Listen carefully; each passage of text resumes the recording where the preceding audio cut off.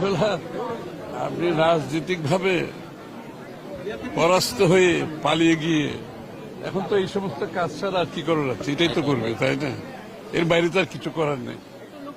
আপনি যখন পরাজিত হয়ে দেশ থেকে পালিয়ে গেলেন, তো ওনাদের সমর্থকরা তো এই সমস্ত এই ধরনের কাজের বাইরে তো আর কিছু করার নাই আপাতত। গণতন্ত্রে বিশ্বাস করে না, দেশ ধ্বংস করে পালিয়ে গিয়ে এখন যেগুলো করছে এগুলো তো আরো ধ্বংসাত্মক। এগুলো তাদের ভবিষ্যৎকে আরো অনুষ্ঠিত করে দিচ্ছে। না, দূতাবাসের বিষয়টা নিরাপত্তা তো ওই দেশের ব্যাপারে আছে, এটা তো ওই দেশের দূতাবাসের হয়তো ইন্টেলিজেন্স কিনা আমি জানি না, এটা হয়তো তাদের জানা উচিত ছিল। এনিওয়ে, এটা কিছু আসে যায়, এগুলো একটা গণতান্ত্রিক দেশে অনেক কিছু হতেই পারে, এটা আমার জন্য এমন বড় কিছু না। এগুলো গণতান্ত্রিক সব দেশে এগুলো হয়ে থাকে। যার সমর্থন আছে সেও করতে পারে, যার সমর্থন নয় সেও করতে পারে। এই কাজ করতে তো খুব বেশি কষ্ট করতে হয় না।